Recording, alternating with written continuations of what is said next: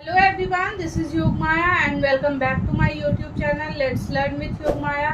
आज हम आपके साथ जुड़े हैं बहुत ही इम्पोर्टेंट टॉपिक को लेकर, जो कि सभी प्रकार के टीचिंग एग्जाम्स में निश्चित रूप से इससे क्वेश्चन रहते हैं और डायरेक्ट क्वेश्चन रहते हैं। हम बात कर रहे हैं different types of learning disabilities की। आप जब भी सीटेट के प्रीवियस क्वेश्चंस देखें या नेट के क्वेश्चंस देखें, आपको कहीं ना कहीं इन सारे लर्निंग डिसेबिलिटीज से क्वेश्चन ज़रूर पूछे जाएंगे। इवन आप DSSB KVS जैसे एग्ज़ाम्स की भी अगर पिछले वर्षों के क्वेश्चंस देखें तो आपको इस चैप्टर से क्वेश्चंस ज़रूर पूछे जाएंगे। तो चलिए बिना देर किए हुए आज के वीडियो को आगे बढ़ाते हैं। आज हम पढ़ रहे हैं अधिगम अक्षमता यानी कि लर्निंग डिसेबिलिटीज। आप जानते हैं कि समावेशी कक्षा कक्ष में दो प्रकार के बच्चे एक साथ पढ़ते हैं। पहला हो गया नॉर्मल चाइल्ड यानी कि साधारण बच्चे, और दूसरे हो गए विशेष आवश्यकता वाले बच्चे या स्पेशल चाइल्ड। तो स्पेशल चाइल्ड में उन सभी तरह के बच्चों को शामिल किया जाता है जो भी किसी न किसी रूप से शिक्षा से वंचित रह जाते थे, यानी कि जो है एक गिफ्टेड चाइल्ड भी स्पेशल चाइल्ड है और एक जो है अधिगम अक्षमता वाला बालक भी स्पेशल चाइल्ड है। एक हैंडीकैप चाइल्ड भी स्पेशल चाइल्ड है और एक ब्लाइंड चाइल्ड भी स्पेशल चाइल्ड है। इस तरह से जो है स्पेशल चाइल्ड विशेष आवश्यकता वाले बच्चों में बहुत तरह के कैटेगरीज हैं, जिसमें पिछड़े वर्ग, अनुसूचित जाति एवं जनजाति, मेंटली जो भी प्रॉब्लम वाले बच्चे हैं, फिजिकली जो भी बच्चे डिसेबल्ड हैं, वो सारे बच्चे एक साथ एक ही क्लासरूम में सामान्य बच्चों के साथ शिक्षा प्राप्त करते हैं। तो समावेशी शिक्षा में जब हम बात करते हैं टाइप्स ऑफ स्पेशल चाइल्ड में, तो उसमें एक टाइप आता है लर्निंग डिसेबिलिटी वाले बच्चे, यानी कि जिन बच्चों के पठन पाठन में कोई समस्या आ रही है, जो कि बहुत बड़ी समस्या नहीं है, यानी कि आप ये कह सकते हैं कि उन्हें कोई मेंटल प्रॉब्लम नहीं है या फिर उनका IQ लो होता है, ऐसी बात नहीं है। बट किसी न किसी वजह से ड्यूरिंग डिलीवरी या फिर गर्भ के दौरान माँ के खान पान और कुछ जेनेटिक भी उनमें गुण आ जाते हैं, जिसके कारण कि वो इन सभी लर्निंग डिसेबिलिटीज से जो है ग्रसित हो जाते हैं। निश्चित रूप से ये डिसेबिलिटीज लर्निंग की है, तो अगर ये बच्चों में है किसी भी अंश में, तो वह उनके स्टडीज़ को, उनके पठन पाठन को बाधित करेगा। तो चलिए आज जानते हैं हम लोग different types of learning disabilities के बारे में। एक बात और कि मैंने आज इंग्लिश में ही सब कुछ लिखा है, कारण कि जितने तरह के भी डिसेबिलिटीज़ हैं उनको हिंदी में भी उसी नाम से जाना जाता है। जैसे कि अगर डिसलेक्सिया है तो हिंदी में भी उसे हम डिसलेक्सिया ही कहते हैं। तो मीडियम मैटर नहीं कर रहा है, और इन टर्म्स को इंग्लिश में पढ़ना ज़्यादा बेहतर भी होता है। तो चलिए बात करते हैं अब आगे। तो हम पढ़ रहे हैं अधिगम अक्षमता, यानी कि अधिगम में जो अक्षमता आती है, जो अक्षमता बाधित करती है अधिगम को, वो सारे डिसेबिलिटीज को हम पढ़ रहे हैं। यहाँ मैंने लिखा डिफरेंट टाइप्स ऑफ डिसेबिलिटीज, कौन कौन सी अक्षमताएं हैं। तो सबसे पहले हम अधिगम के दौरान कौन कौन से कार्य करते हैं, पढ़ते हैं किसी भी चैप्टर को, किसी भी लिखे हुए चीज़ों को हम लोग पढ़ते हैं। दूसरा है कि हम लिखते हैं, जो भी टीचर लिखते हैं बोर्ड पर हम उसको उतारते हैं एज अ स्टूडेंट। तीसरी चीज़ हो गई कि हम मैथ्स वगैरह कैलकुलेट करते हैं, साइंस वगैरह को समझते हैं। तो जो भी चीज़ें हैं कि पढ़ना, लिखना, बोलना, जब भी अक्षमता की बात करेंगे तो इन्हीं क्रियाकलापों में भी अंतर देखने को मिलेगा। तो आप इन बच्चों को इजीली क्लासरूम में आइडेंटिफाई कर सकते हैं कि इन बच्चों में किस तरह की डिसेबिलिटीज़ है। और जहाँ तक मनोवैज्ञानिकों का कहना है कि ये डिसेबिलिटीज़ लाइफ टाइम बच्चे में रहती हैं। बहुत ज़्यादा मेहनत करने पे थोड़ा बहुत अंतर हो सकता है, बट ये डिसेबिलिटीज़ उनमें कहीं ना कहीं रह ही जाती है। तो चलिए आगे बढ़ते हैं। सबसे पहला है डिसलेक्सिया। डिसलेक्सिया जो है, आप बहुत बार एग्जाम में इस वर्ड से रूबरू हुए होंगे। डिसलेक्सिया जो है रीडिंग डिसेबिलिटीज है, पढ़ने में अक्षमता को डिसलेक्सिया कहते हैं। मैं धीरे धीरे बोलूंगी तो आप लोग लिख भी सकते हैं इसको। तो डिसलेक्सिया क्या है, पढ़ने में अक्षमता है, ठीक है। दूसरा है डिस्ग्राफिया। डिस्ग्राफिया जो है लिखने में अक्षमता है, ठीक है, लिखने में। तीसरा है डिसकैलकुलिया। डिसकैलकुलिया है अंकगणित में अक्षमता, कैलकुलेशन में प्रॉब्लम होती है, गणना में, यहाँ लिखेंगे गणना में अक्षमता। डिस्टोपिया है डिप्रेशन, जब जो है बच्चा जो है हमेशा अपने आप को डिप्रेशन में पाता है या फिर डिप्रेशन में चला जाता है तो उसे डिस्टोपिया कहते हैं। ये क्या है, तनावग्रस्त होना। क्या है, तनावग्रस्त होना, dystopia.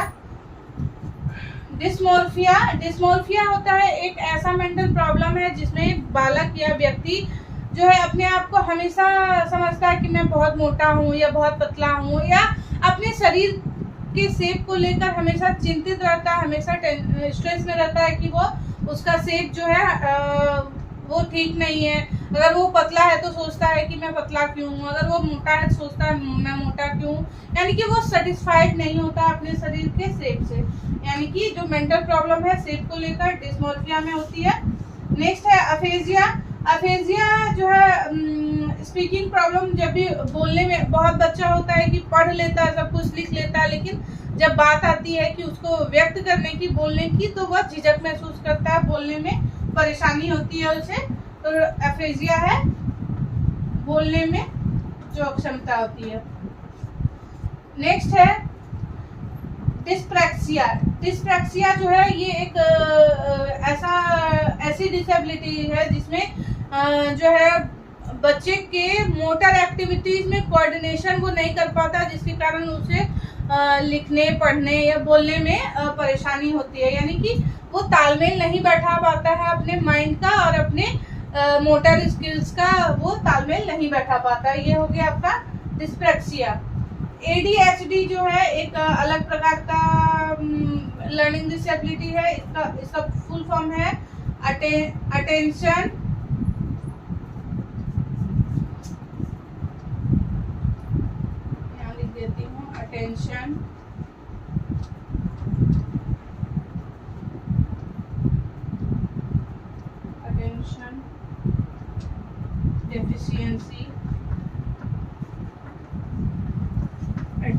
Deficiency, hyper activity,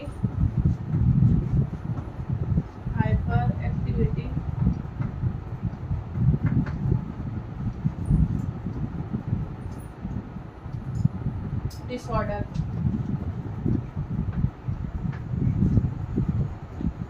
attention deficiency hyper activity disorder. इसमें क्या होता है, अटेंशन यानी कि ध्यान में कमी आ जाती है। सबसे पहले इसके नाम से ही लक्षण पता चल रहा है कि ADHD में ध्यान में कमी आ जाती है। बच्चा जो है हाइपर एक्टिव होता है, अधिक क्रियाशील हो जाता है, वह एक ही काम को बार बार करता है, मतलब जो है वो किसी भी काम को स्थायी रूप से नहीं कर बहुत ज्यादा एक्टिव हो जाता है, हाइपर एक्टिव हो जाता है। डिसऑर्डर मतलब क्या बोल सकते हैं उसको, एग्जैक्ट वर्ड नहीं समझ में आ रहा है। ध्यान की कमी हो जाती है और अधिक क्रियाशील, मतलब जो है डिसऑर्डर मतलब प्रॉब्लम एक तरह से कह सकते हैं कि उसमें ध्यान की कमी होती है और वह हाइपर एक्टिव होता है। तो इस तरह से ADHD हो गया। नेक्स्ट है ऑटिज्म स्पेक्ट्रम डिसऑर्डर।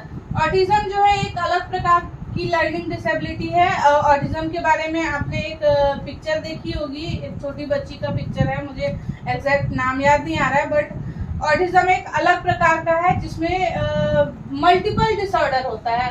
ऑटिज्म में क्या होता है कि मल्टीपल डिसऑर्डर होता है, उसे पढ़ने में भी दिक्कत है, उसे लिखने में भी दिक्कत है, उसे बोलने में भी झिझक है, उसे मेंटली भी थोड़ा बहुत प्रॉब्लम है। तो इस तरह से जो है ऑटिज्म जो है मल्टीपल डिसऑर्डर वाला डिसेबिलिटी है।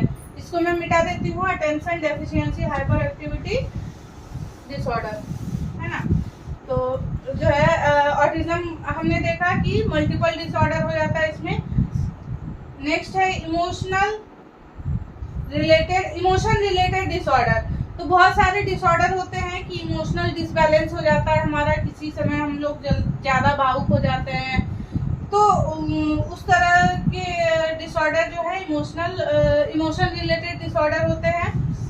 नेक्स्ट है डिस्थीमिया। डिस्थीमिया जो होता है, हम लोग हमेशा बच्चा हो या फिर व्यक्ति हो जिसको डिस्थीमिया से ग्रसित है, वो हमेशा वो डीप स्ट्रेस में होता है, गंभीर तनाव में होता है, हर वक्त अपने आप को वह जो है लो लेवल पर उसका मेंटल स्ट्रेस जो होता है, हमेशा वो अपने आप को लो फील करता है, हीनता से भरा होता है, तो हम उसको डिस्थीमिया है ऐसा सोच सकते हैं, ऐसा कह सकते हैं। ठीक है, तो ये हमने लगातार देखा कि इतने तरह के डिसऑर्डर होते हैं, dyslexia, dysgraphia, dyscalculia, dystopia, dysmorphia, aphasia, dyspraxia, ADHD, autism, emotional related disorder, dysthymia. तो इन सभी से कभी भी अगर ज़्यादातर एग्जाम में इन 2-3 से क्वेश्चन आते हैं, 4 से, लेकिन हल्का फुल्का इन सब के बारे में भी जानना जरूरी है। अगर आपसे कभी भी एग्जाम में पूछा जाए तो जनरली पूछा जाएगा, जैसे कि एफेजिया क्या है, तो स्पीकिंग प्रॉब्लम है, स्पीकिंग डिसऑर्डर है, या फिर डिस्प्रेक्सिया क्या है, तो जो है मोटर स्किल्स के कोऑर्डिनेशन में प्रॉब्लम है, तो इसलिए मैंने इन सब को बताया। अब हम लोग डिटेल में पढ़ते हैं। डिसलेक्सिया। डिसलेक्सिया क्या है, जो है रीडिंग डिसेबिलिटी है, बच्चे की जो पठन अक्षमता है, ये क्या है, पठन अक्षमता।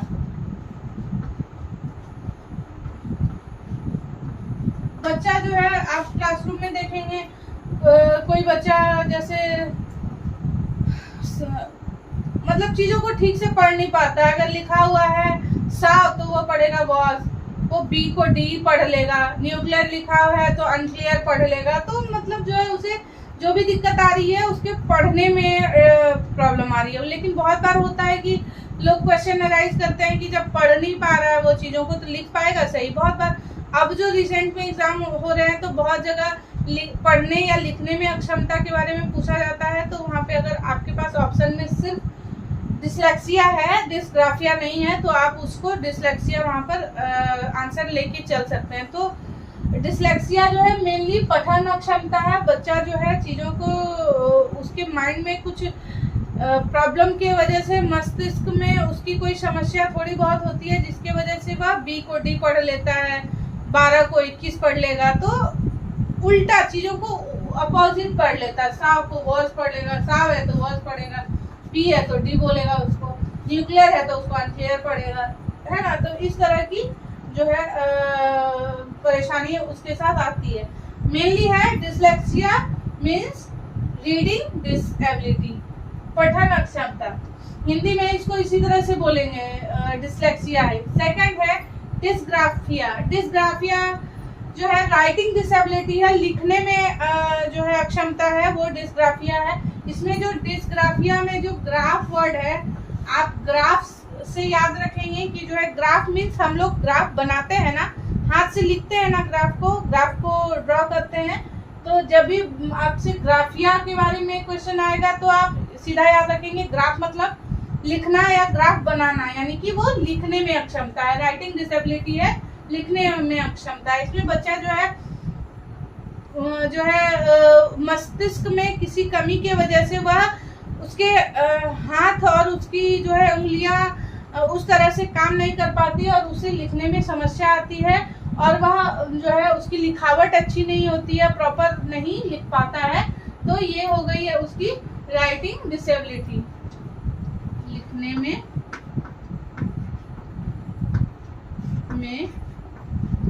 अक्षमता।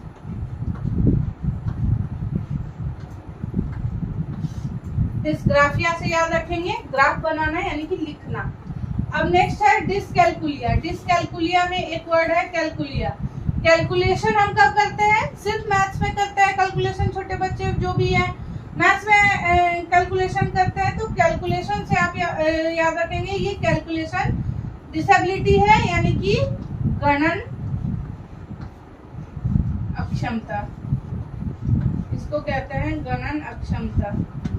बच्चा जो है गिनती में उसे समस्या आती है, जो है 89 को वह 69 या 79 नहीं पढ़कर जो है 79 89 समस्या आती है ना।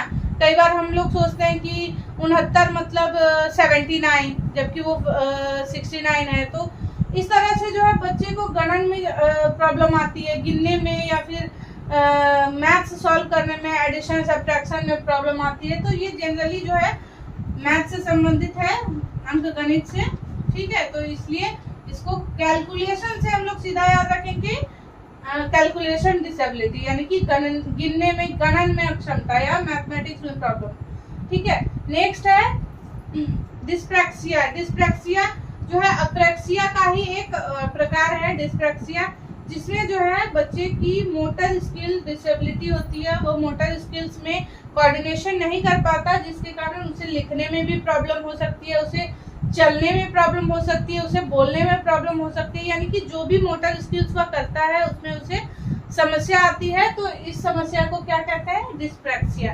डिस्प्रैक्सिया याद रखेंगे, अप्रैक्सिया हो या डिस्प्रैक्सिया हो, दोनों क्या है? मोटर स्किल्स से रिलेटेड है, ठीक है। तो ये चार जो है डिसेबिलिटीज, ये मेनली एग्जाम में पूछे जाते हैं इससे क्वेश्चंस, और ज्यादातर जो है डिस्लेक्सिया, डिस्ग्राफिया, डिस्कैल्कुलिया से बहुत ज्यादा सवाल आते हैं। तो ये था लर्निंग डिसेबिलिटीज का एक वीडियो, जो कि आपके एग्जाम पर्पज से बहुत इम्पोर्टेंट है। आप इसको 2-3 बार सुने और जो है इसको याद रखें। जो 2-3 चीजें मैंने रिपीट कराई कि जैसे कि डिस्ग्राफिया है तो लिखने में अक्षमता है, ग्राफ से याद रखेंगे। डिस्कैल्कुलिया है तो गणन में अक्षमता याद रखेंगे। डिस्लेक्सिया एक ही बच जाता है, डिस्लेक्सिया, तो डिस्लेक्सिया यानी पढ़ने में अक्षमता है। डिस्प्रैक्सिया और अप्रैक्सिया दोनों जो है मोटर स्किल से संबंधित समस्या है। तो बाकी इन सब चीज़ों को हल्का फुल्का आप लोग याद रखेंगे, इनसे भी क्वेश्चंस कई बार पूछे जाते हैं। तो चलिए इस वीडियो को अंत तक देखने के लिए थैंक यू सो मच। आज के लिए इतना ही, मिलती हूँ आपसे एक अगले इसी तरह के इंफॉर्मेटिव वीडियो में। Thank you.